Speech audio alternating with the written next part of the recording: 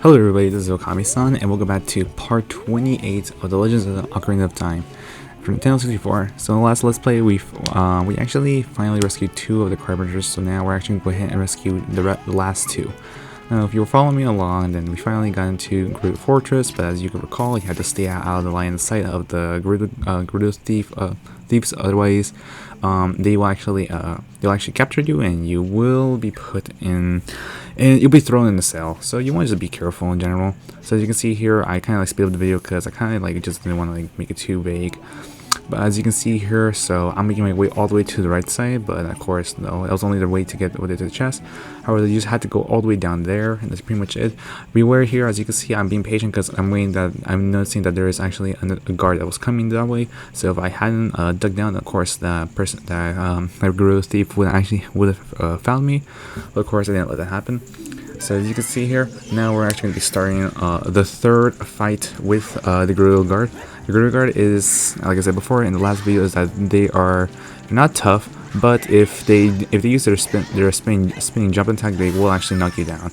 Now, if you use the big Goron sword, it's going to be much easier, but if you use the Master Sword, you'll be much more safer, but still it'll make the fight a little bit longer. Now, as you can see, as you already know, we rescued two of the carpenters in the last episode. This is the third one, of course. So I mean, he says that he has one of his friends need to be saved, of course. So as usual, we're actually gonna go ahead and track down his last buddy.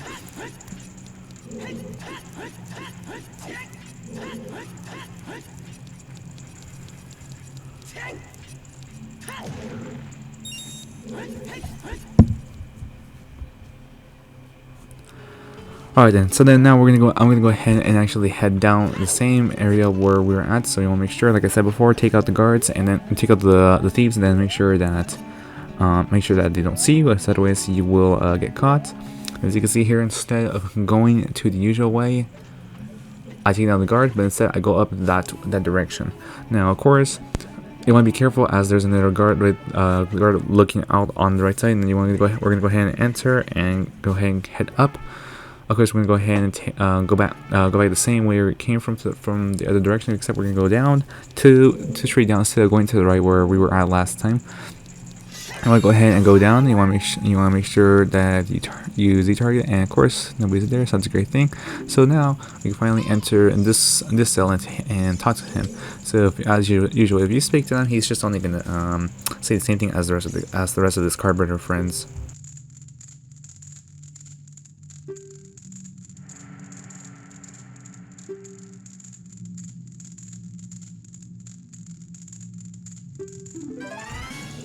Alright then, so this will actually be the final fight with the Gerudo guard. Now, as I said before, you just gotta be careful. Just wait for an opening, or if you have your big orange sword, just keep attacking aggressively. Now, remember, just to only be careful that for this one, they can actually perform a backflip, which obviously they can knock us down, as you can see. Now, of course, like I said before, just be prepared when they do their spinning leap attack, as otherwise they will knock you down. Of course, I didn't give them a chance. So of course now they're finished, and now we saved our last and final carpenter friend.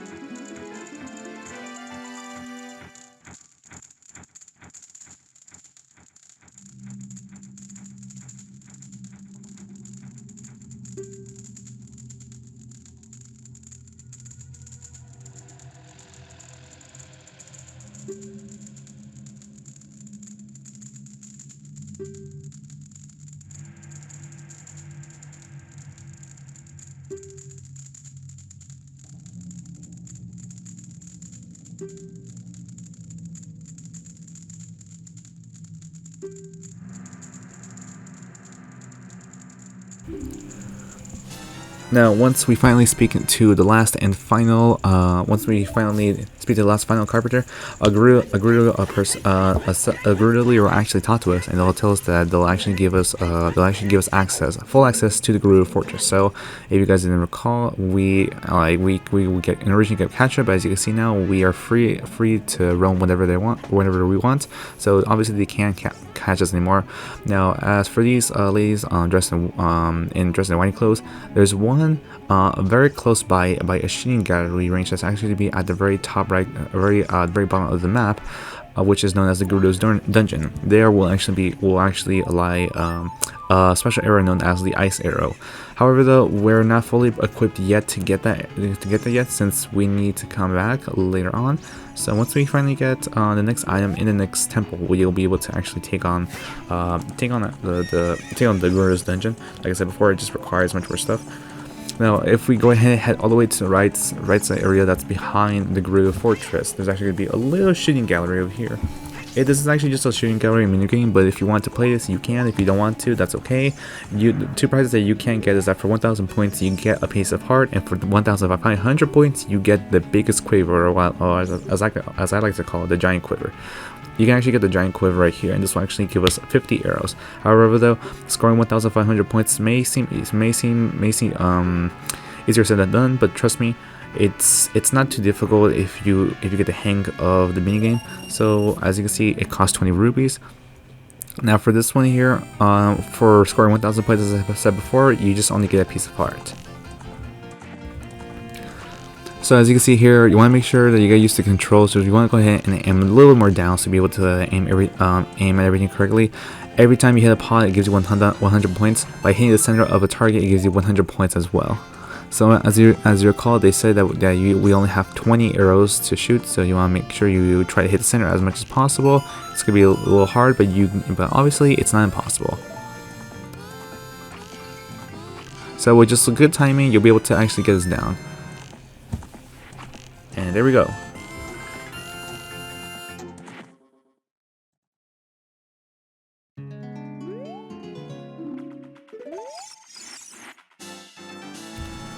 Alright then, so we finally got a piece of heart. Now, as usual, just to play the game again, you just need to get out on an opponent, and you want to go ahead and just speak to the Gerudo person, and then they'll actually allow you to play again. Now, as you can see, she's telling you that for this next one, you need to score 1,500 points. This may sound a little more tedious, but trust me, it's not that tedious. So I'm actually gonna go ahead and speed it up of me. I tried to acquire 1,500 points on the first try, though I didn't quite make it. So I tried again, and as you can see, I got it on the second try. So like I said before, it just takes practice. Although, as I said before, you might have to really redo it again until you finally get it. So 1,740 points was enough for me to actually be able to get the giant quiver. So now, as you can see, we're actually going to be able to finally hold up to a total of 50 arrows.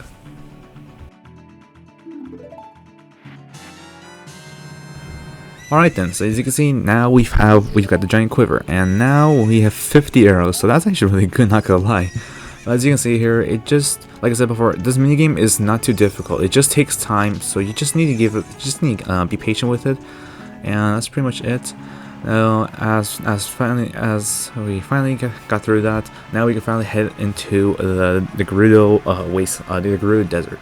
The desert itself is very difficult. Actually, no, it's not difficult at all. I tried to make that sound vague. So the thing is that the point of this desert is that if you go anywhere beyond the flag, so if you go all the way to the left or right side, the desert will actually cover the entire screen, and then we'll be brought back to the very beginning of the desert. Now, as you saw how I used the hook shot back there by getting over the quicksand, you have to use that, because otherwise, if you attempt using the hover boots, it's not going to be enough. As I said before, you want to make sure that you want to go ahead and use the hook shot. Otherwise, if you try to walk over, we're just only going to drown. Now, once we come up to this point, if you want to, there's actually going to be a small chest containing 50 rupees, but you have to light up the torches. There's also a gold skull here if you want to get it. Now, if we go back all the way up to where we were out there with a little shrine. I mean, kind of like not a shrine, but like a pedestal.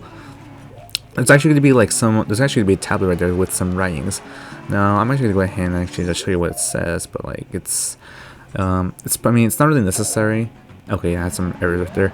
So, I mean, okay, I didn't mean to jump there. So it says like those with the eye of truth can only cross the desert. So if you use the lens of truth, there's actually going to be a ghost Poe guide here. That's actually going to take us. It's actually going to take us in a specific path to be able to get through the desert. Now, as you can see here, how I'm kind of going around a bit of a circle again. Once you get close to you just want to keep on following the guide. Otherwise, you will get lost and you have to start all over again, which we don't want that.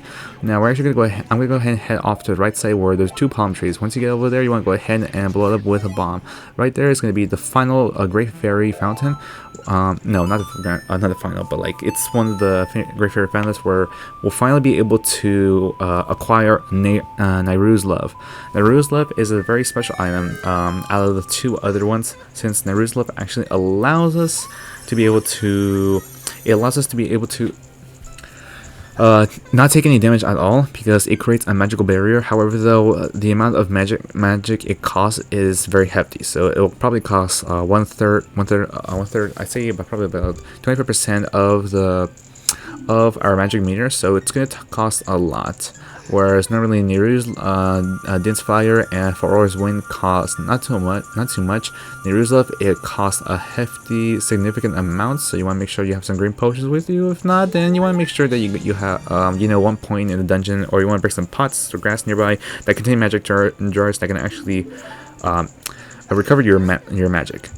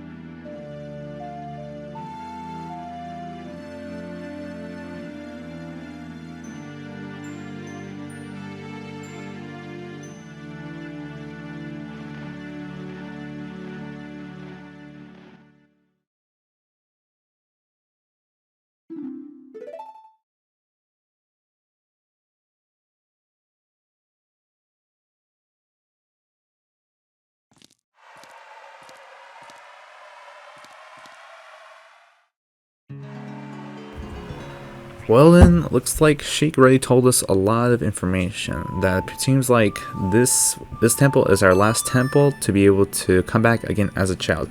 As you guys recall, we didn't need to go to the Shadow Temple as a child, but we didn't need to get the Lens of Truth as a child because we couldn't access through the well as an adult since it was blocked off. But thankfully now, we can finally head back to the Temple of Time without having to worry going back through that long, tedious a pathway of getting to the colossal temple. So now that we finally have learned the Song of Requiem of Spirits, now we can finally go back as a child, and we'll actually get through that in the next part of part 29 of the Legends of Zelda Ocarina of Time. I'm Okami, guys, and I'll see you in the next episode. Take care.